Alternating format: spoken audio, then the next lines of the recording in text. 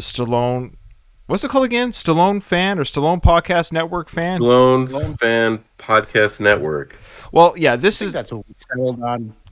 Say that again. I don't know. Sometimes fan. Yeah, I think that's what we settled on. Like, we've been through many changes. Well, it's not changes; it's growth. There is a big difference because I started off. Well, of course, Craig is the godfather of the Rocky or Sly podcast. We know that. We acknowledge that. We all bow to Craig. But I started doing my Rocky podcast, and then I stumbled upon you guys. I reached out to Craig. Doug reached out to me. And then we all started guesting on each other's shows. So I was like, well, instead of guesting on each other's shows all the time, why don't we actually do a podcast together that's not Rocky or Rambo? It's just Stallone's. Look at that. I see the Twitter feed. Oh, look at that. We're live on Twitter. Yeah, we're live on Twitter. Yeah. All right. Sorry about that. No, it's so exciting. It's so exciting. Yeah, welcome if you join us on Twitter. We're live, so if we screw up and say stupid things, it will be edited for the audio version. But this is just a chance for people to pop in and out and see what we're like. They'll probably be turned off. Well, we welcome you anyways. So anyways, we met. So we met, and then we started doing the Stallone show, and I love our time together because you guys are my friends. I love our discussion of the Sly films that aren't Rocky, that aren't Rambo. And today we're going to go into F.I.S.T. But before we get into F.I.S.T., Craig, you got some beef with me. Do you want to describe your beef with me?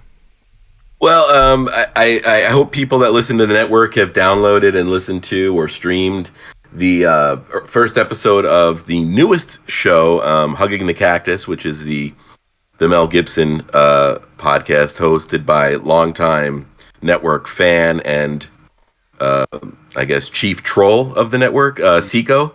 And Ryan, you were the first guest, so you guys talked Mad Max and Mad Max 2, which I've always known as Road Warrior. And it's a lot of fun, and also Seiko describes where the title of the podcast came from. So looking forward to more episodes. I know, Doug, next month you do Braveheart, and then I'll be chatting Lethal Weapon with him. But Ryan, I got a little mad at you when you guys were chatting about, Mel Gibson as a director. And you guys both sang his praises, and rightfully so. He's a talented director. But you kind of shit on Sly a little bit. Oh, well, that's a little strong. Do tell, though.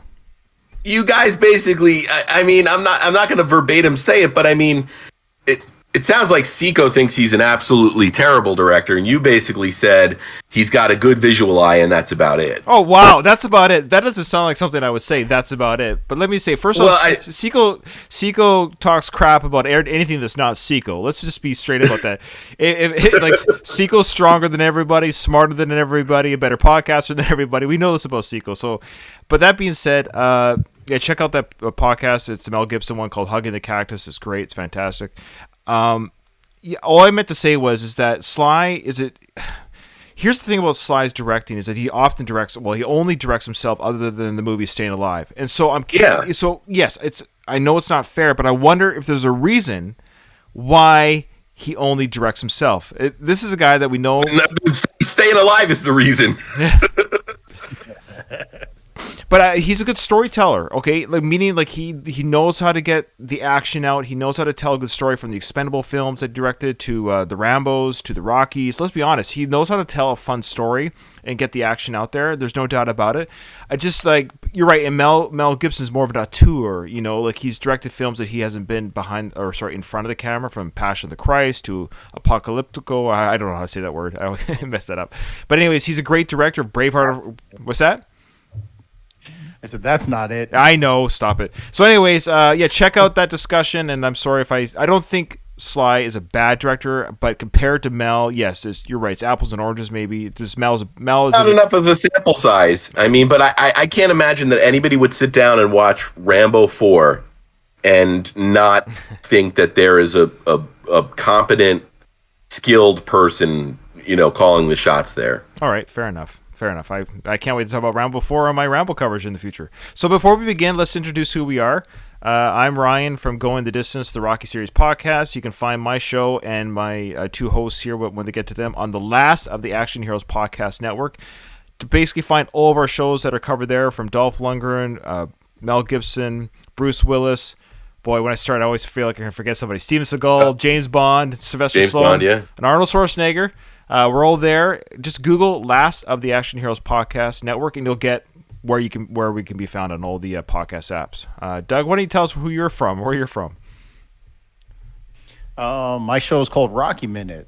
I think everybody hearing us already should know what Rocky Minute is. We go through the Rocky movies. We cover 1 minute of film at a time. It's a very deep dive. Some might say too deep. I might be one of those. But we're having fun doing it. We got seasons 1 and 2 out, and we're chugging along on Rocky 3. Craig. Yeah, I am part of the Slycast, the occasional travel through Sly's cinematic career. We're kind of stuck somewhere in the mid-90s right now. We've probably covered most of the movies that are worth talking about, with the exception of Rocky Balboa, Creed and Creed 2, and Rambo 4, which we talked about a couple minutes ago. But yeah, I mean, I've slowly been putting all of the Slycast episodes up in the main Last of the Action Hero Network feed. So if you haven't listened to Slycast for any reason, if you go through the feed, you can find those classic Slycast or Slycast from the archive. And I think we talked about this last episode. But also, if you go to the Last of the Action Heroes website, which you can find if you just Google it,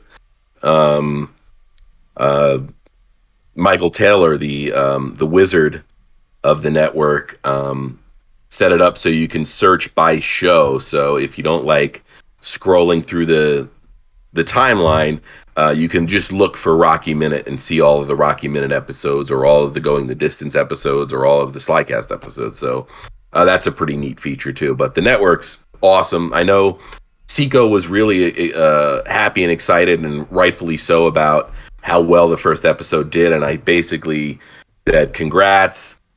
That's why we're all part of a network, because you've got a built-in audience right there that's going to give you a shot, because we're all, basically, signing on and saying, hey, this is a show worth listening to. Right. Awesome. All right. Well, you said there, Craig, that on Slycast you kind of talked about all the films maybe worth talking about regarding Stallone, and I was really hopeful with our coverage of F.I.S.T, because we looked through the films that we have left on our personal endeavor here of the Stallone films, and F.I.S.T seemed to be kind of the last film that we have left to do that didn't quite eke into silly or weird or whatever straight to video type films. This is a legit film early in his career.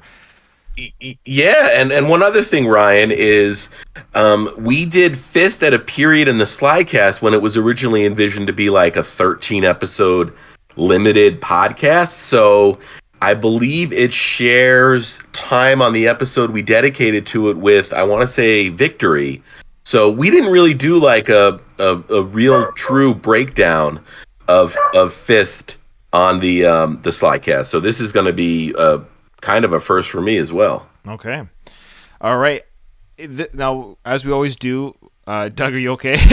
Doug's getting mad at Sounds like there's some dog action going on.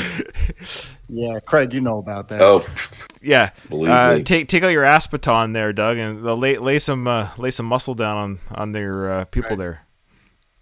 My dog has like the most shrill bark, and I don't want to blow out anybody's eardrums. Oh, that's fine. No worries. So, Doug, was this your first time to watch F.I.S.T, or have you seen it before? No, never saw it before. I didn't know what to expect. I knew it was a film about labor unions, and really never really had any desire to watch it, because I don't know if it just sounded boring to me or what, but I never really had any desire to watch it or jump in, but boy, was I wrong. Yeah, well, a little bit of trivia here. This was actually one of the alternate titles for Party at Kitty and Studs. You always go for the low-hanging fruit. You know that? What I do? That's this is the obvious joke. This is the sequel. People were very disappointed when they read you saw Party at Kitty and Studs. Now watch him F.I.S.T.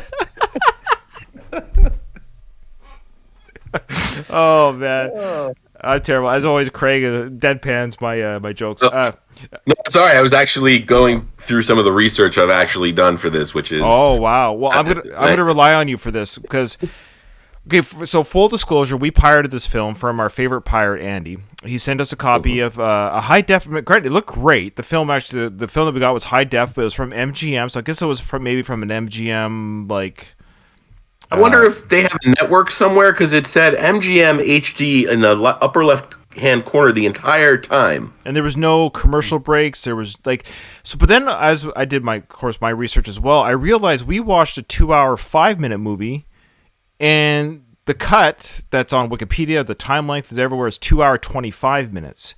So I don't know if MGM edited stuff on their own, but maybe they felt whoever released this felt, hey, we can tighten this film a little bit. Is that the intent? I don't know because I remember when I watched. I own the DVD. I couldn't find it. It's in a box somewhere in a closet in the house here. I don't remember it being a 2 hour and 25-minute film. Well, you thought it was 5? No, I mean, I don't remember watching a different cut of the film when I watched it the other day. But you notice what was missing. Awfully long for a movie from the 70s that's not named The Godfather. Yeah, we'll get into that. Doug. Good point. But there was a noticeable cameo or early cameo was missing from the version we saw that I knew this individual was in the film, but he wasn't in this cut, and that was Anthony Kiedis from the Red Hot Chili Peppers playing Stallone's son in the film, but that scene was cut. I had to go to YouTube to find it. So whoever produced this cut, or MGM, I guess, when they put this on their network, they took it upon themselves to edit the film. They chopped off 15 minutes or so from the film, and one of those scenes was actually the dinner scene. And I watched it on YouTube. I can see why they cut it. It was just literally them passing the potatoes and gravy. You didn't need to have that scene. So granted, it was a good cut. You know what? I'm not seeing any mention on IMDb that the only alternate cut that they talk about is the original theatrical ending, which is what we watched. Okay. The cable release did not show the end scene with the the truck with the bumper sticker. It was restored finally on home video, and it says 1988. Okay, but the movie we watched, Craig. Sorry, the movie that we watched was didn't have Anthony Kiedis at the dinner, so that scene was cut. I thought his credit said. No, it's a different name, but the scene wasn't in the film. No, but what I'm saying is, I thought I had read that he was always on the cutting room floor. Oh, maybe. Now you're going to make me tear apart my house looking for this effing DVD. Okay, well, while you go do that.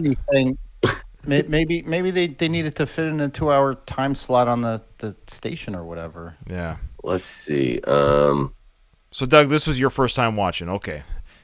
Yeah. Now, Craig. Well, it says yes, stage, yeah. Yeah, so. I don't know. That's okay. So, Craig, we're going to rely a little bit on you for some behind the scenes. You got some behind the scenes stuff. But before we get to that, maybe we'll just go quickly over the plot of the film.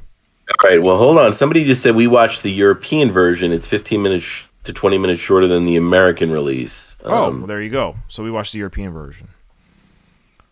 Well, thank goodness to the Thank goodness to the Europeans, because. Okay, hands up. Who was bored? Sorry. That was a rough watch. Look, it was. What? Okay, Doug, please. Are you serious? Yeah, please go ahead. What did you think? I thought the movie was phenomenal. Phenomenal. Yes, and I'm gonna shock the shit out of a lot of you guys today because I watched it twice. What? Yeah, I watched it twice. I was on the hook the whole time. Like I was riveted by the performances, the story. I guess part of the reason that I was so interested was because this is like a loose telling of the Jimmy Hoffa story. Right. Why didn't they just do that? That actually wasn't the intention of screenwriter Joe Esterhaas. Says he did not want to do a Hoffa story, and a lot of people sort of attached the association. Of course, with the way the movie ends, the Hoffa connection becomes immediate. But when he pitched the idea, and wrote the screenplay. He was not going for a retelling of Hoffa. I mean, you can't talk about the origins of unions in this country, I guess, without going in Hoffa territory, though. Okay. But there's a lot of similarities throughout the film. Like I'll touch upon them because I did my research. Do you want to do the plot? Yeah, I mean it starts in the 1930s. Johnny Kovac is he's a warehouse worker who's fed up with the working conditions and the lack of pay and benefits for him and his coworkers. So they decide to join, or one of the delivery guys sees that Johnny's a good guy that rallies the troops, so to speak. So he gets Johnny to be an organizer for the union, for the F.I.S.T, Federation of Interstate Truckers. Is that did I get that right? Yeah, Federation of Interstate Truckers. Interstate Truckers. And Johnny, rises through the ranks of the union and becomes the national president, and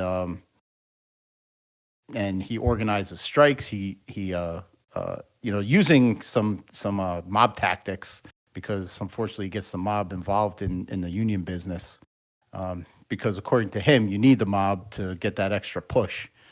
But so he rises through the ranks of the president, and and it's a happy ending for all, where everybody gets what they want. All the union, the truckers, they get their contracts and their pay raises and everything, and they all live happily ever after. Yeah, that's a good synopsis, Doug. Wait, Ryan's muted. Oh, sorry, no, my bad. My wife was cooking. The fire alarm went off. She's a great cook, but we have a very sensitive alarm, so I just muted. My apologies. That was a great synopsis there, Doug. No, that was terrible. No, it was good. And what I was going to say is that I'm kind of glad you just said this is what it's about. If people want to watch the film, I don't really want to go through. I'm not a big fan of doing that. We don't really do that on our show anymore, which I like. That we don't just go beat by beat by beat necessarily. I know Craig has some behind the scenes stuff I'd like to talk about. But let's talk about where Stallone was in his career at this time. And I understand that he did Rocky, huge success, of course, and then he did Paradise Alley, which he directed, I believe, and wrote as well. And then he rolled into the same year was this film as well. F.I.S.T. And now I got a question for you guys. Would this film be called F.I.S.T. if Rocky never existed? Yeah, I think so.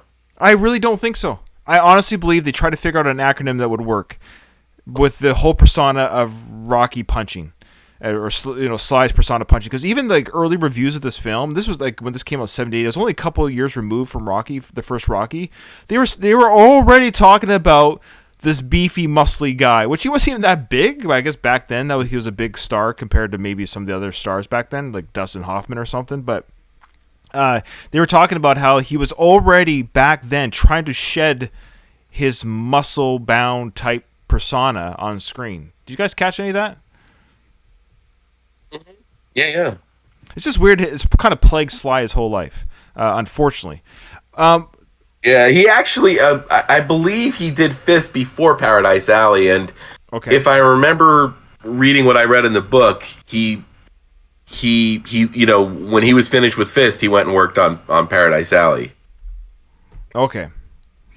Now, Craig, what's your overall thoughts on the film? I'm kind of like, I found it boring. I just found it very boring. I found it interesting. I found it interesting to watch this early film, because I didn't say when I last saw it. I saw this probably back in the early '80s, back when I first became a Sly fan with the Rocky films. I was a kid, so I went and just watched everything. And maybe my own mismemory of seeing this film called F.I.S.T, I thought it would be kind of like there definitely is some action sequences, or there's some violence in the film, but I remember even as a kid like thinking, oh gee, this is pretty dry and boring. And I think I've peeked at it a couple times over the last 3.5 decades, but this is my first full watch through as an adult with open eyes, ready to do a review on it. And I had to watch this thing in piecemeal. I was doing 15 minutes, 20 minutes. There's nothing wrong with that, Ryan, and I think I'm more on the same page as Doug is. I mean, okay. It's a 70s film. It's a very 70s film, and pacing in the 70s was different, and I'm not blaming audiences, but audiences were different in the 70s, and this is a perfect example of a 70s film. I personally enjoy the subject matter. I think the political aspect of it is really interesting, and we get a performance from Sly that we don't really get to see very often, and it's one of those things where there's an alternate universe where Fist was a huge hit, yes, and Sly became probably would circle the same projects as like Pacino and De Niro. We're in the universe where Fist wasn't a hit, and Paradise Alley wasn't a hit, and Rocky 2 happened, and then Stallone's career took off. So this isn't a movie I watch a lot. I mean, I hadn't watched this since I watched it for the Slycast, but it's a movie I do enjoy. No, that's fair. I was thinking the same thing. Had this movie been a hit, so to speak, like let's say it was a mega hit, like the first Rocky. We frozen? Film. Well, you are. I don't know. Maybe just start and stop your video again. Hello? It might rebuff it.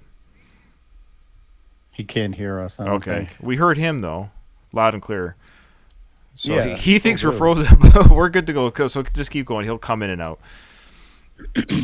All right. This I to piggyback off of what Craig was saying, I think if we had Okay. I'm not hearing anybody for some reason. All right, we'll just keep going. Oh, okay. It says I'm here. This is why this is great. We're live. We've lost Doug and Craig is frozen. Oh, I love it. Channels. While we're waiting for everyone to return, we'll just why don't I just keep going? I'll just keep going. I'll carry the show on my own. Okay, cool. Doug's back. So my dog tried attacking my cat. Sorry. About that. No worries. No, to pick. There he is. At what point you guys lost me? You actually, your voice came through the whole time. Everything you said okay. came through. So, anyways, if that happens again, that's all you do is just re-enter, come back in if it happens. It's a bit of a Discordian thing, but yeah. All right. Sorry, go ahead. I was just gonna build off of what Craig was saying about if just imagine what we missed out on not having more performances like this. Like he went. Oh my God! It really gave me a lot of anxiety thinking. It's frustrating. Of what we could have had. It's very frustrating. This is okay. When I say this film was boring for me. I've established that. I don't know if I can really speak much more. I don't know why it was, but I was intrigued and I was interested by Sly's performance. Like I'm totally on board with you guys. Everything you're saying about Sly, I'm not gonna disagree with his acting or even the potential of what we had, because this is still early in his acting career. He wasn't quite honed. I don't think the director did a great job with this film. I really don't. I think here's the thing. It looked like a school play in many ways. I don't know what it was about the film. It kind of looked like a really well done school play. The costumes were I just felt like we all just slipped into like the 1930s and 1950s costume, whereas The Godfather, which came out earlier, both films came out before this one, and they didn't seem like you felt like you're watching a film, and it's something about the way it looked. It felt like a mafioso film. It was gritty and it was dark. I felt like this film felt like a Disney-fied version of a mafia film, and I would have liked to see the Francis Ford Coppola version of Fist. That's the problem. I think with this film, it seemed very candy-coated. It like a Bugsy Malone with Jodie Foster type feel to it. It felt very just I wanted it grittier, dirtier. It wasn't violent and brutal enough. I think it was balancing between, are we making this accessible for all audiences, or do we just Godfather the crap out of this? They were too afraid to Godfather it. Well, first of all, how natural does Sly look in like a period 1930s period piece? Fantastic. He looked great. With the suspenders and the hat and everything. Like he looks like he's born to play a role like that. Excellent point. I mean, this is more along the lines of Rocky, like his performance wise. First Blood, Lockup, Copland. You know what I mean? And just like based on, like we always said that what a great facial actor he is. Mm-hmm. You know what I mean? He's very expressive without saying any words. And I think like all of that, everything that made him great in Rocky was on display in this film. Like he knocked it out of the park. You say what you want about the subject matter. Maybe it's boring to you, but he was you get mad at me. Phenomenal. I am mad at you. Why? Why are you mad at me for? What did I do? Listen, this is the thing that's going to piss a lot of people off. What? Obviously, this. I mean, if he continued on this road, he would have had a very successful dramatic career. This is by far better than any of that comedy garbage that he attempted. That's not going to make anybody angry. That shouldn't make anyone angry. It should make us frustrated. No. Well, it does make us angry. It makes us angry that it didn't happen. This is because I also believe that this type of acting is better than any action stuff he's ever done. No, it's fair. I don't think honestly when you're holding him up against guys like Arnold, I mean, well, Seagal, yeah. Either one of them could have done this movie. No. Yeah. No. Nobody. No. But I also don't think that he does action the way Arnold does. You know what I mean? He tried, bless his soul, but I think he's much better suited for films like this. And think about the ones that we covered, like Copland and Lockup. Like we love those. Love those. Yeah. We love those because of his dramatic performances. And it just pisses me off that we can hold in one hand the amount of films that he excelled at doing this kind of character. Well, maybe that's why we love Rocky so much, because it was a bit of a best of both worlds. You had a little bit of action sequences, especially in 3 and 4. They were popcorn type films. So you got him being action-y, but he really was a dramatic actor in those films, and that's why I think the Rocky films were so so loved and beloved by both non-action and action film fanatics, just because he's a dramatic actor in those films, especially in the Creed films and Rocky Balboa and the first 2 Rockies, let's say. Very dramatic, very grounded acting, and we didn't see this enough in his career. And I'm totally on board with everything you're saying, guys, about his acting and the frustration it was to watch this. Maybe that was part of I'm not a big union guy. I don't know what it is about the union stuff. Like me, I'm all for whatever. Like, yes, I believe in proper wages and proper whatever. I'm from Canada, so like healthcare and stuff it's not an issue up here the way it is in the States. So I get it that it's a big thing to fight for down there, and that kind of stuff. So I'm all for that, and I'm all for it. I think again, this film, where it lost me was it's the same era of The Godfathers, and I felt it didn't pick a lane. I wish it just would pick a lane I wish it was darker and grittier, because it showed signs of that with some of the assaults and what have you, but then they kind of pulled back a little bit. I felt like I was watching a TV edit. It's a pretty great movie. You're also comparing a ham sandwich to filet mignon. Like, okay, I'm on my own here. I'm on my own. Okay, people in the comments tell me this is the greatest film ever. Look, the film was boring, but I liked watching Sly act in it, if that makes sense. So I was watching his performance, and I was saying, okay, this is something we could have had for decades, and we didn't. So maybe I'm just mad. Maybe I'm just mad that I'm watching something that could have been. You're watching that trajectory. And it didn't do well, and Sly goes, I'm going to the Rocky well, I'm going to the Rambo wells, and he never looked back. Yeah, which is sad. Which is, I guess, I don't know. Do you think maybe if this was a bigger success that he would have done more projects like this? Well, Rocky 2 is going to happen either way, right? Okay. I mean, there's no stopping Rocky 2, right? No, that's so. I don't think Rocky 2 is really, I mean, if we really want to trace it, fair, yeah. Rocky 3 is really what turned Sly's career around. Because First Blood, as much as we want to call it an action movie, it's, by today's standard, not an action movie, really. It's got action beats in it, but if it was released today, it wouldn't be marketed as an action movie. And I don't think it was marketed as an action movie back then. I don't think so. Not in the early 80s, not like that, no. It's still kind of that, it's a drama for sure with action beats. Yeah. So it's really Rocky 3 can't happen for Sly to stay on the path that he stayed on, because if you think about it, around that time, we also got we talked about Victory, Nighthawks, which we've talked about. Great films, yeah. You know, so I mean, he was doing the work, and then Rocky 3 changed all of that. Yeah, that's fair, Craig. That's actually very fair.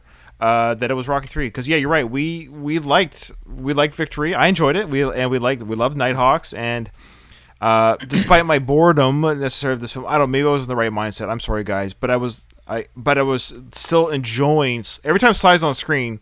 He's great to watch. Maybe maybe all the non-Sly stuff. I was just like, ugh.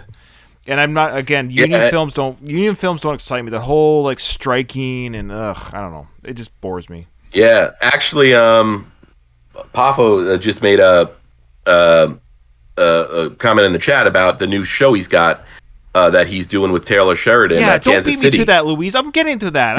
Louise. Yeah, thank you.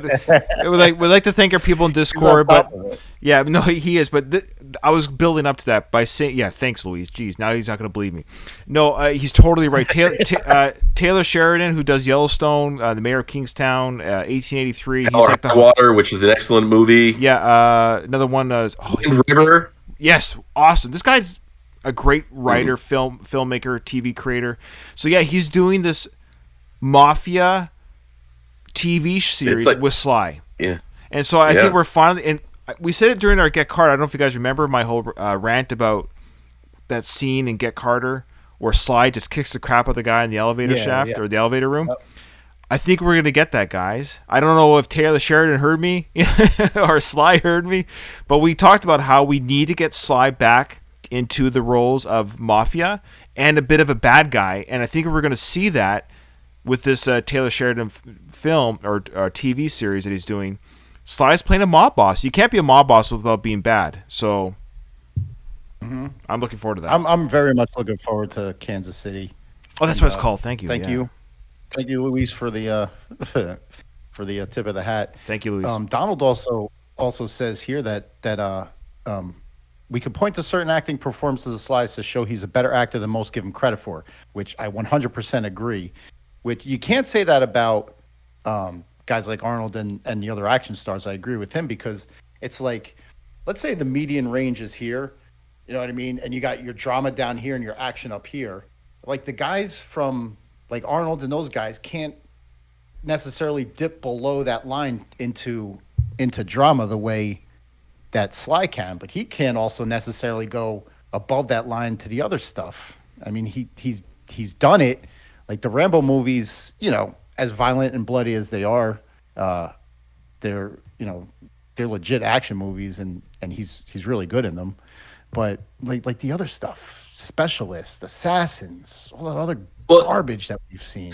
Sly was chasing Schwarzenegger. Yeah. And, you know, I mean, Schwarzenegger is an amazingly gifted physical person. I mean, and if you want to talk about choices, Schwarzenegger made way more good choices than bad choices compared to Stallone.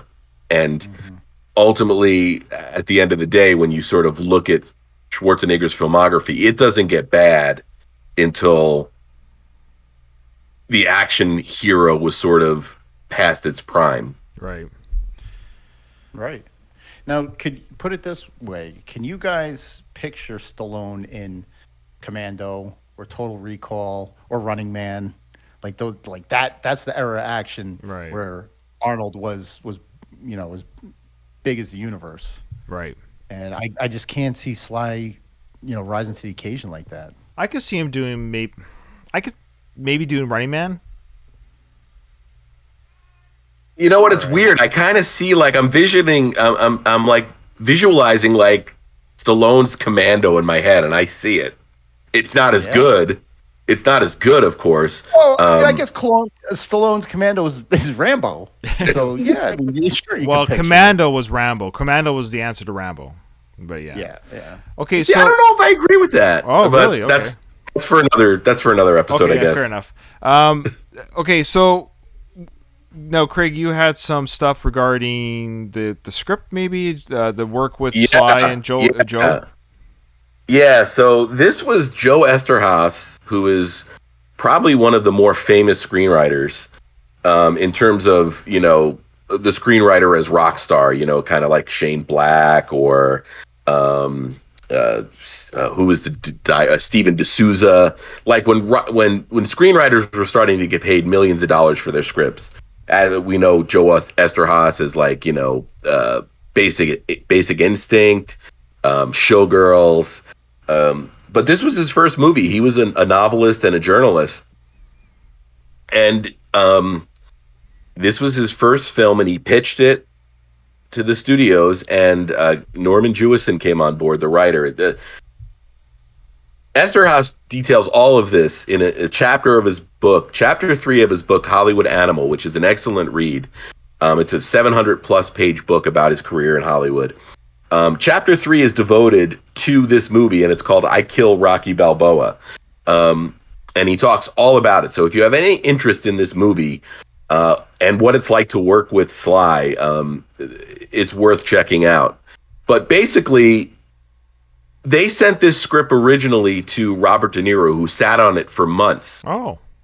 The day they gave a verbal offer to Stallone, De Niro decided he wanted to do it, but it was too late. They had already verbally committed to Sly. Oh, wow.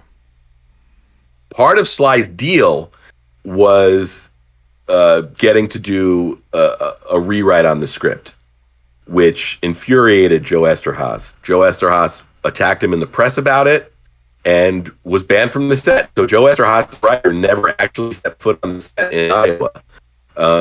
Long story short, after the movie failed, Stallone basically admitted that he didn't really do anything on it because, what do they say? Victory has a million fathers and defeat has one. Fair enough.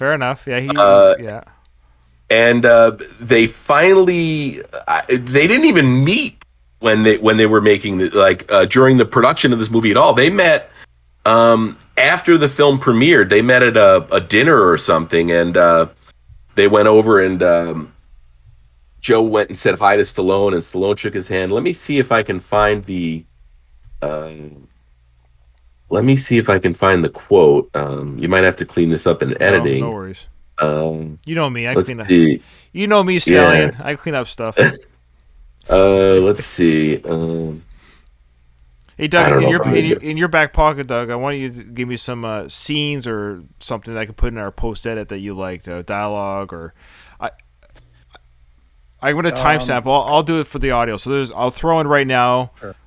One of the 4. I'll pick one of them. One of the 4 Oscar moments. They have like the Oscar clip. I think there's a couple times where it seemed like, no offense to Sly, but he was like kind of going for the Oscar grab. When every movie has that where you think, oh, this is the clip. This is the clip that the actor is going for. Yeah. Up for best actor. Yeah. Yep. So what did you think of it? Oh, go ahead there, Craig's right. Yeah, no, I found it. So it's after the premiere they met. Let's see. He says, I saw Stallone's table, which was surrounded by bodyguards. The bodyguards turned and stared at me as I approached. Stallone got up with a big grin and stuck his hand out. This is the first time they're meeting. I'd never met him, of course, and what struck me was that he was short, standing next to me. You had to get a little dig in there. Yeah, of course. Hey, he said. He drew the word out. How you doing? I asked. I introduced my wife. Stallone put his hand out to shake hers, and his wife hit Stallone. Stallone acted like it hurt. Yeah, and that's it. Let's see. There was another interaction he talks about in the book, but I can't find it right now. Fine. No worries. It's definitely, if you can get it out of your library or something. I know it's or you might be able to get a cheap paperback copy of it or something. But it's a good read. Joe Esterhaas is a pretty fascinating guy. Yeah, for sure.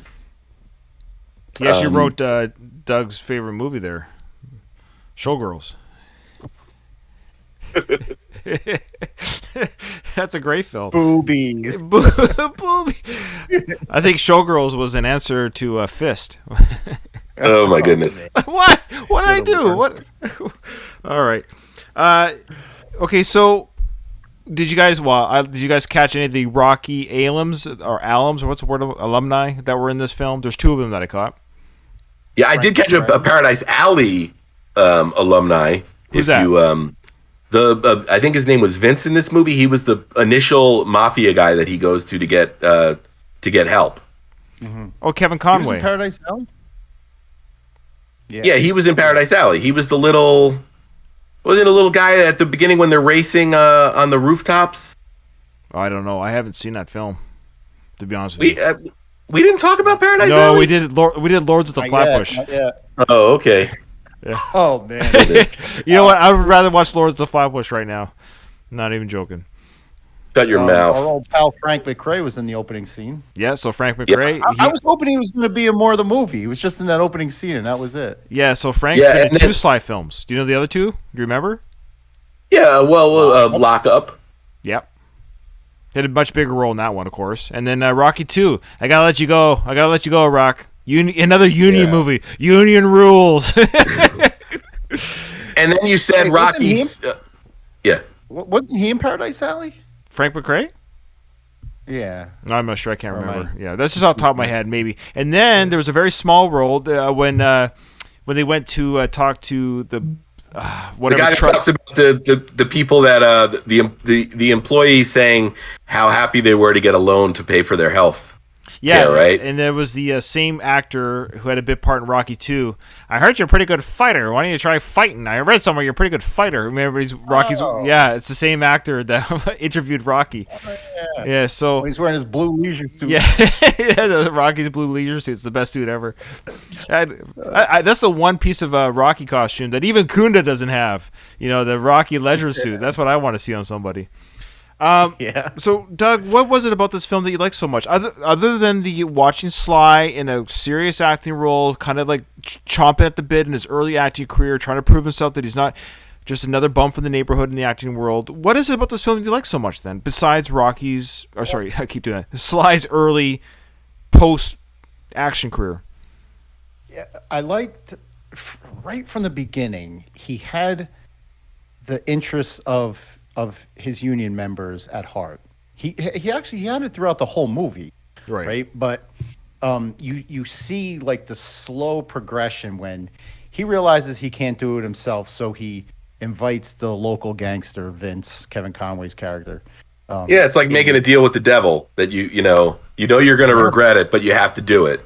You have to do it, and then it goes from that to now we're getting some bigger mobsters involved, like the whole Chicago syndicate gets involved, and at that point, like you could see, Johnny saying, "I know, like this, it's not right, but it's necessary," and you could see the struggle. You can see the struggle within him as he starts to lose control. He doesn't himself doesn't do too many shady things except that one strike when he's beating the shit out of people and he kills that one guy. I didn't know he killed him until that trial. Did you guys, was that talked about? Did I miss that? That he actually, I think it was implied. No, it was just implied that because his friend says, "Hey, stop or you're going to kill him." I was left to believe it didn't happen then, but I guess he died from injuries afterwards. I guess so. Yeah. I guess so. But it wasn't like a mob style thing that he was doing. He was just, he was defending the strike. But it wasn't self-defense. It wasn't. It was self-defense to start with. He fought back. But as well as at some point. Yeah, like once the person you're defending yourself against is incapacitated, you then withdraw your assault. He was caught up in the moment. Don't get me wrong, I understand, but in theory, by the law, it was actual murder or manslaughter, maybe manslaughter, because it wasn't first. It was a fight, and he just kept going after this guy was already on the ground, not fighting back. That's why they stopped the season. Brian, it's not like you lit him on fire or anything. That's true. He didn't. He was no Marion Cobretti. It was cold-blooded murder. Yeah, Cobretti was literally a murderer. Literally. But I guess to answer your question, Ryan, I was so invested in the story and like the path that Johnny Kovac took from being just like a union organizer to things kind of getting out of control and beyond his control, even though he still was fighting for the guys, a really strong union leader, but like he wasn't really. The other thing, Doug, is he never he never loses that either, because we get to the later parts of the movie where he noticed the one guy has like a manicure and he gives him a hard time about it. And when he goes to visit Peter Boyle in their offices, and they've got like the walnut finish, and they have a masseur or whatever, and you can see that it kind of upsets Kovac that the union money is being used for shit like this. Yeah. So like he never got corrupted to the point where he wasn't, like you said, looking out for the best interest of the men. But he took the house, though. It sounds like he did take the house offer after all. I don't. Yeah. Because his friend told him at the wedding. His friend told him at the wedding he took the house. But he didn't take money out of anybody's pocket. No, I'm just saying he took the house offer. Even though in that sequence with the mob guy, he's like, I don't want nothing from you. But he ended up taking the house because his friend said you got that house from that mob boss, and Sly's character didn't deny that. But he confronted him at the wedding, at Johnny's wedding, but. Because he was eavesdropping into their conversation when, the gangster was like, a wedding gift, they'll give you a house. But he walks out, and then Johnny says, no, I'm good. So his buddy Abe didn't even hear Johnny turn it down. So I didn't think he took that deal. I didn't think the house came till later. What did you think of the time jump? Did you catch how many years it was? They didn't say in the film, but it had to be close to 20. Yeah, 21 years, almost 21 years exactly. Because that song, the reason why I knew that only because I googled the song they're playing. I forget now what it was, but they did the wedding, and then they did that spinning sequence of the bride at the wedding, and then it jumped to this modern day looking or a later looking building. Because I like during this film, F.I.S.T. was, as an organization, was getting more and more grandiose. Like they went from like paper handouts to neon signs to their own buildings and what have you, to 2 to 3 million members. So it was interesting to watch the growth of this institution. But yeah, it was 20 years because the song they played it started in 1937, the film, and the song that they played, I forget what it was called, but it was a 1958 release. So that's where he was in that point. So he's probably in this part of his life, probably about 50 years old. That was one of the comparisons I got from this film and the Jimmy Hoffa story, was because we saw like the F.I.S.T. headquarters now all of a sudden is in Washington D.C. and Jimmy Hoffa's union, the International Brotherhood of Teamsters, moved from Indianapolis to Washington D.C. So that's a good name. So that's a name that isn't trying to sound like a IBT. Yeah. I don't know. Like I'm telling you guys, I stand by. Let us know in the comments below. I think F.I.S.T. was made to make it sound like a fighting movie. Anyways, if you look at the poster, they're holding like sticks and stuff, and they're like gangs in New York or something. I found some stuff here, Ryan. Not to go back on stuff we talked about already, but Paradise Alley did film after F.I.S.T. Joe in his book says F.I.S.T. was a complete critical and commercial stiff, and when that was clear, Stallone apologized to me. He did it publicly in Us magazine. Wow. Stallone was quoted as saying, "I feel like a man who's been burglaring Joe Esterhouse's house for the past year and a half." And went on to say that he'd done no real work on the script and that it was all Joe's. So then later, Joe actually went and had lunch with Stallone while they were filming Paradise Alley. Okay. And Sly said, listen, I'm sorry I said that stuff. My life has been so insane. This stuff just like happened overnight to me. It doesn't matter, though. Everybody in town knows it's your script. And then Joe said, yeah, I said, but the movie failed. And then Stallone blamed Norman Jewison. And he said, I told him, you wouldn't listen to me. The public doesn't want to see me die. I'm Rocky Balboa. You kill Rocky Balboa and there's going to be a price to pay. And I said, you're supposed to be Johnny Kovac. And he said, Johnny Kovac is nothing compared to Rocky Balboa. He's just a character you made up. Sly said, but isn't Rocky Balboa, or Joe said, but isn't Rocky Balboa? And Sly said, not anymore. And this is in what, 1978? Sly said, not anymore. Rocky Balboa is an American myth now. He's Superman with heart and vulnerability. He ate some more sprouts and he said, yo, Adrian, and started to laugh. And then Sly says he suggested to Norman Jewison, the director, break this thing into 2 movies and release them a month apart.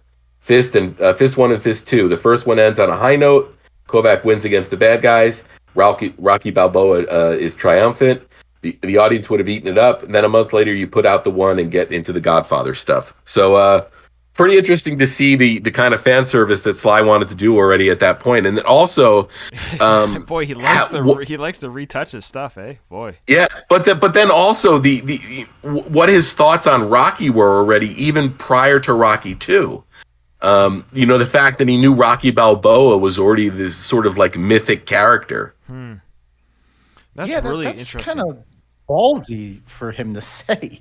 I mean, yeah, Rocky was a success, but there was no telling at that time what it would become with 4, 5 sequels, and off. What the fuck are those called? Spinoff.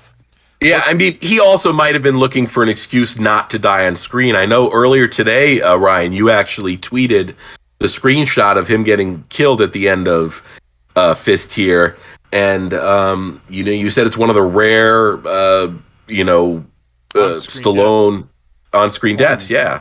Is there any other ones you can think of where he's the title character? Depending on how you take the ending of Last Blood. Well, yeah, I argued, despite what Sly has said, others have said, because you don't kill the franchise. Sly would never say it's over because it's a franchise, but I think he went off to die. I still think the character went off to die, but that's just me. But other than that, yeah, on-screen death. Do we have a Stallone on-screen death? From what I read, this was the only. That's crazy, and it sounds like he didn't want to do it. So, so what would they've titled the sequel? Fist 2 Double Fisted? Do they? No, I think Donald put in the chat Fist 2 the other hand. Oh man, that's a good one. To figure out some good sequel titles, but Fist 2 Wrist Deep. There you go. I think that's just too much. I think there's no double entendre there. You're just going right in. Okay, but yeah, I find it interesting that they were already talking about but they were obviously talking about the idea that there should have been more Godfather-esque to the film. And I'm not saying that I'm not comparing the apples and oranges. I'm just saying I'm talking about when I talk about the film quality. I'm not meaning how do you compare any film to the Godfather films? I'm not saying that. I'm just saying the tension or the filter. Maybe it's just the filter of the film was so clean and so Disney-fied. It didn't feel gritty. And you know what, I got to say that the HD version that we watched, my memory of the DVD that I watched is different, and I don't think the DVD was a remaster or anything like that. So it's got the grain that you're used to seeing. But also, Esther House's original script, Ryan, was 400 pages. So the whole Part 1 and Part 2 thing makes a little bit of sense.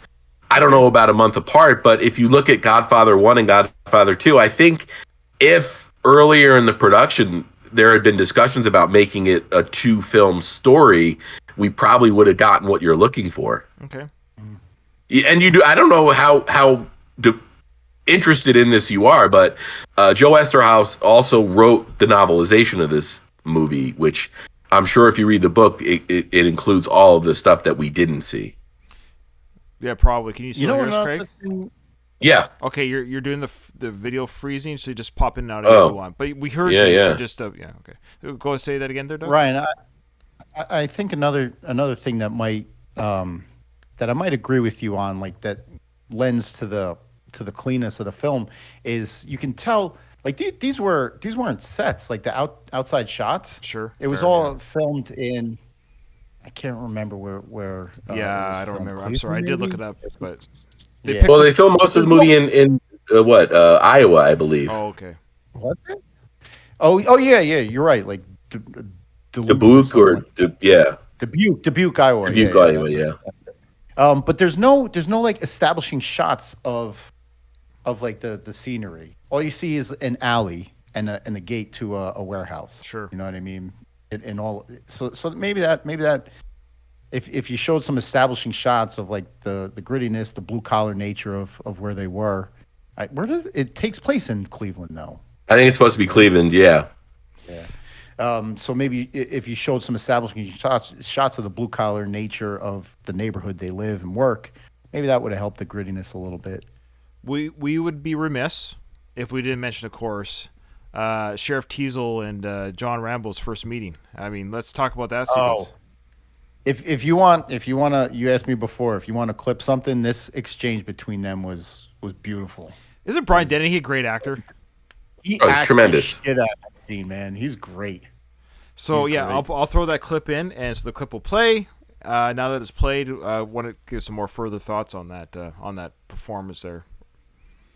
So this scene I have as kind of like where Stallone's character Johnny Kovac turns a little bit more to like the dark side. Dark side, yeah, because like the mob influence kind of manifests within him during this scene, because he pushes, this guy's name is Frank Vasco, that's Dennehy's character. He pushes Vasco to have his guys join the F.I.S.T. union, even though the guys don't want to. And, at the end of the scene, he tells them, like, we can't make no exceptions. Even though, like, these workers, these truckers are fine, Vasco gives them good contracts, he gives them good pay, they have health insurance and everything, so they're taken care of. But now, it's like the everybody or nobody kind of. And that's where you start losing his way a little bit. It's like, okay, are you inviting people to join your church, or are you forcing them to? Right, exactly. And then the mob get involved. The following scene, but what they do, they send a message to Vasco by beating up his wife a little bit. What is it with Dennehy and Stallone having to do their scenes together at Christmas time? Like, why is both their films, First Blood and F.I.S.T, they're both at Christmas time? And said, did you get the other Christmas connection regarding these two films, or just F.I.S.T? Just in general, there's another Christmas connection in F.I.S.T. Well, that sequence with Dennehy was during Christmas time. I don't recall the other one. Did you recognize his wife? Dennehy's wife? Stallone's wife. No, the mother from Christmas Story. Oh, Melinda Dillon. That's right. Melinda Dillon, yeah. Boy, if anyone thought that Rocky was pushy on Adrian in Rocky 1, do not watch F.I.S.T, because he pushed and pushed on this girl to date him like I've never seen anything before. Like, you know what, though? I mean, if you wanted to make an argument about scenes that may have been written by Stallone, there were a couple of instances in their early courtship that made me think this feels like something Stallone wrote. The whole thing about the roses being on sale. Some of the jokes he tries to tell her. You like strawberries, right? Everyone likes strawberries. Yeah, that was very Stallone-esque. Yeah, for me, that felt like something that could have been worked up on set or something like that. But okay, I liked that. I liked it too. It was. I think that's Stallone coming through, and that's him when he writes the Rocky films. I think a lot of that silliness, that jovialness, that is Sly. I think Sly is a silly guy. I like that about him. He's got a great sense of humor. He's not good in comedies per se, like a comedic film, but he himself has a very natural sense of humor. So when he lets that out a little bit, I think that's ad-libbing. He does it a little bit. I don't know. What do you want to come over to my place? I don't know. Come over to the couch. It's not a bad couch. So, speaking of which, as I did a little bit of the Rocky voice, what I liked about F.I.S.T, I think he did this on purpose. I noticed his voice and tone was very clipped. His octave was a little bit higher. He was very much trying to not sound like Rocky. He's showing audiences, look, because a lot of people, this was the first time they saw Stallone was a Rocky film, and understandably, but they were wrong. They thought Stallone talked with the he lowered his voice for Rocky and stuff. So I noticed in this film, I know he has a low voice. He talked about it in the behind the scenes for the director's cut. He actually talked about it. Stallone has always suffered as an actor having that very low voice. So I noticed in this film he talked at a higher octave than I've never heard him before. Did you guys catch the high octave? Like, it seemed higher. I'm trying to make my voice sound higher. Yeah. Right. Yeah, you definitely. It's always, he definitely was trying to get as far away from Rocky Balboa voice as he could. Yeah, I mean, nothing wrong with that. I just noticed it. That's all. He's an eloquent speaker. Yeah. And especially, you want to clip something else. The first like rally speech when he's what's the guy's name? The guy in the wheelchair, Joe Harper, when he's trying to rally the guys that don't want to join the union. it's like his first speech that he gives to the to the guys. That's Oscar It's speech really, number like, one. I think I'm going to throw that in there. Oscar speech number one. yeah, it's like when he's these monologues when he's trying to rally the troops, he's getting louder and louder, and it's just like the way he delivers it is brilliant. And you wanted to talk earlier about Sly's like subtle comedy instead of like the force down your throat shit like wearing a Stopping My diaper. Mom Will Shoot. Wearing a diaper. It's the awkward interaction between him and the girl's mom. Oh my god, I was laughing. That's great. Because he said, like, what do I talk to your mom about? She said the weather. So he tries shoehorning in some weather quips when he's talking to her, and his face as he's doing it is really funny. Sly was rightfully so. He's the highlight of this film, and I'll just still stand by that. The direction and the pace and the storyline of Unions bored me, but Sly didn't bore me. Everything that he did was fun to watch. It's like watching a museum. I don't know how to describe it. Like seeing him now as a 75-year-old man, right? He's now watching him as a young actor. It was really kind of fascinating to watch this early performance by. It's almost sad, but a very, when he's acting, he's very hopeful in his career at this point that he can go beyond Rocky, that he can be something else. You could tell he was really trying to showcase that he could do something other than Rocky, and it was kind of sad that it didn't quite come to fruition throughout his career, or enough. I mean, we've seen it with Lockup and Copland and other films, but really, he never really got to shed that. And I'm hoping again with this Taylor Sheridan TV series, he gets to showcase again a gritty, darker kind of role. If he keeps working, I think we might, especially if Kansas City's a success, I think we might get more of this. Nice. Hopefully, fingers crossed. But also, I think we have to see how Samaritan hits too. I mean, we haven't seen any marketing. We haven't seen any marketing for it yet. I mean, I know he's a superhero in it, but is it a superhero film or is it? It's finished, right? Yeah. It's ready to go. Principal photography. They're still doing effects and editing, but principal photography. I thought it was coming out in like late summer or fall. If you look on IMDb, it doesn't say like post production. It says completed. Yeah, COVID. Yeah, I thought it had a release date already. I know COVID stalled it, but I don't know what's up with that. I think Sly's working on the recut right now. Before we close, I know we're getting near the end here. August 26th, by the way. Oh, it is coming out. Okay, this year. Okay. Yeah. I want. Go ahead, Doug. Sorry. No. I wanted to highlight another. Please, because I have a closing question, which will close up the film plot line, anyways. So go ahead. All right. Could we give some props to Rod Steiger? Yeah. The senator. The senator. Like his scenes, like he really brought it. And do you guys know the Stallone connection there? The specialist, right? Wasn't he the ridiculous yes, mob guy and the specialist? Oh, how can I forget? Juba Sardo himself. If you haven't listened, guys, listen to our first Stallone podcast show. Was the specialist review? Fantastic review. So yeah.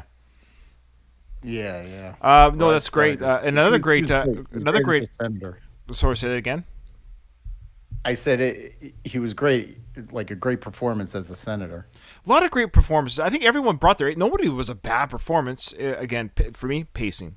Another good actor, which I enjoy. I'm actually watching right now, currently rewatching for the third time, the Everyone Loves Raymond TV sitcom. So you got the early young Peter Doyle. Love Peter Boyle.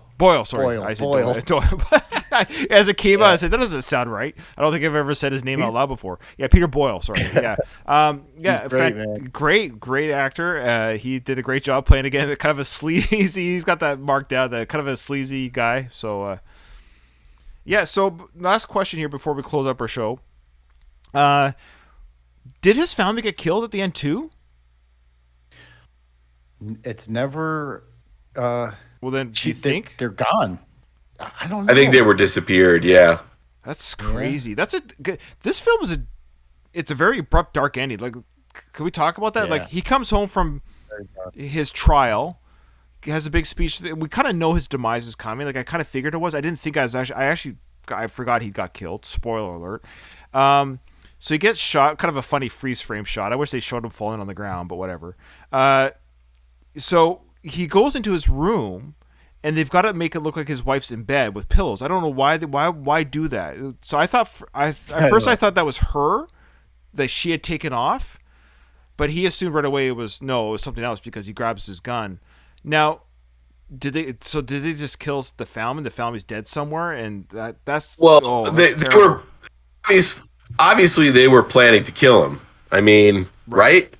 Yeah, there's no question. There's no dialogue. They just shot him. Luis wants to know. And wasn't he considered a liability at that point? That's why they killed him?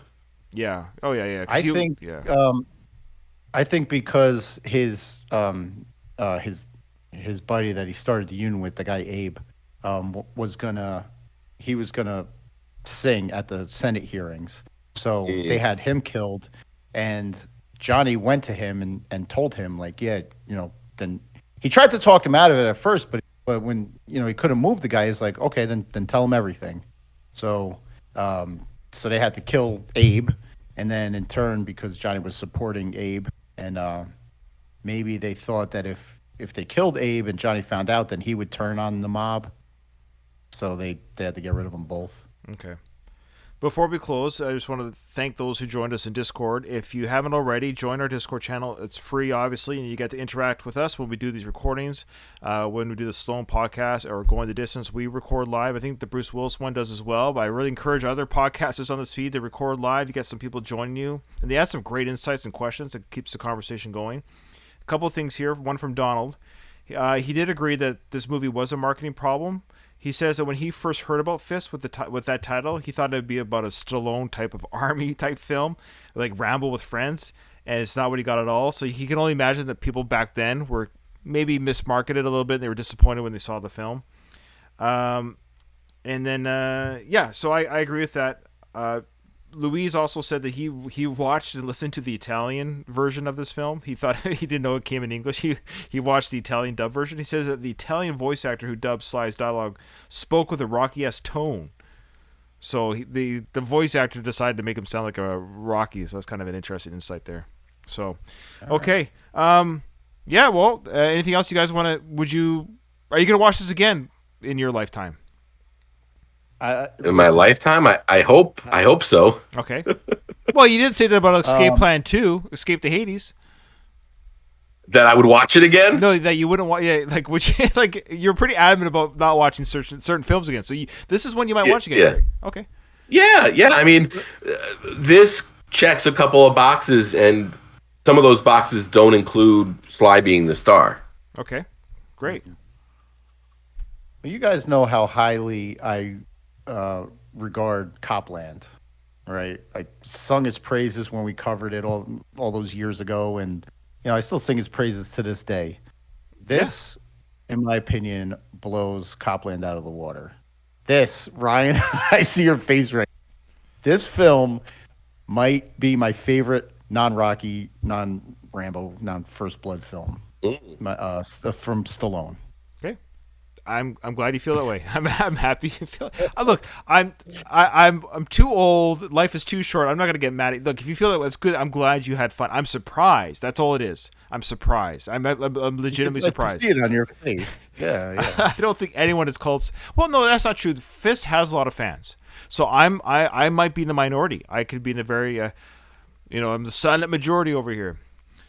So I might be the minority. I just found, again, the pacing was boring. I found it interesting. I found it fun to watch Sly acting this role. I probably will give it a rewatch in my next 40 years of life.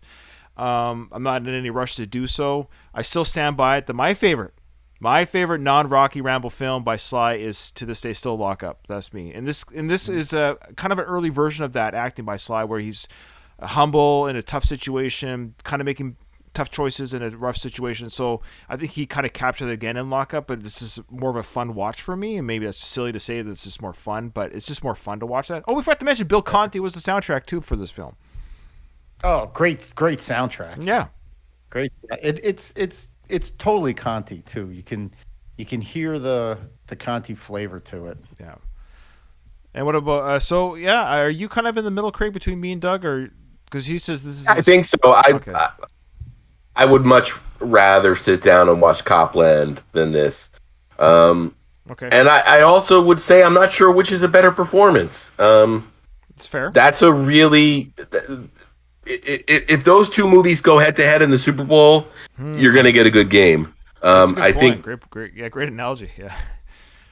Everybody wins. I mean, I don't think you can go wrong with either film. I think at the end of the day, maybe my anger towards the film was my frustration that we didn't see more of this. Mm-hmm. Maybe that's what it is. Maybe I'm just watching this thinking, "Oh, that's great. He did this. That's great." But that's it. Because the rest of our films, have you noticed what we have left to do for this podcast regarding him? I don't want to think about it, Ryan. Please, I don't want to end on a bad note. Do you want to? Which one do you guys want to do next? Ants, or do you want to do Spy Kids 3? Do you want to do? I put Spy when we were still voting on this. I put Spy Kids 3 up for a vote. I think at least twice, and both times the audience let me down. Guys, we still got Oscar, Avenging Angelo, Rhinestone. Rhinestone. We have a lot of shit to do. Well, that's all that's left until Samaritan comes out. That's all we have left. We still have to do Escape Plan 3, guys. No, you know what? We haven't done Bullet to the Head. Oh yeah, that's true. Right. Any more straight-to-video stuff that A lot. So no, thankfully, the Escape Plan franchise ended that. You know what else I'd like to do? I'd like to talk about Homefront. Yeah, we've talked about that. Yeah, I've seen that. But yeah, we'll save that. That's a good one. Yeah, it's true. All right, guys. As always, this is always a pleasure. I really do appreciate you guys. This is just Ryan talking now. Sincerely to you two, Doug and Craig. You're both fantastic friends. You're good people. You're great podcasters, truly. I wouldn't do this with you if I didn't feel that way. That's the honest truth. And it's a joy talking about Stallone with you guys and the films. You guys elevate my game a little bit, so I appreciate that. Absolutely. Thank you, Ryan. And also, I just want to say that I really love this Discord aspect of the podcast and love having the listener interaction as we're recording. It does help. Really, really fun. Yeah. Yeah, it really makes it a lot of fun. Not that it's not fun without it, but it increases my enjoyment. Absolutely. Because, what's the thing is when you're live doing this, sometimes your brain doesn't work as well. And it's easier to be, not that these guys are, but when you're under no pressure, you can come up with little ideas and stuff that you can throw in. So we appreciate that from the audience, giving us thoughts and ideas like, oh, yeah, I didn't think of that. So thanks, guys, for that. Absolutely. Yeah. All right. Well, check out all of our podcasts on the Last of the Action Heroes podcast. Again, just Google Last of the Action Heroes podcast network. We come up and you'll get all of our shows, all the different shows on that network. Great podcasters. Everyone adds a unique style and flavor to this network. I love it. I truly do. And signing off. Thanks, guys. Don't hang up, though. Thanks, fellas. Don't hang up. Yep. Take care.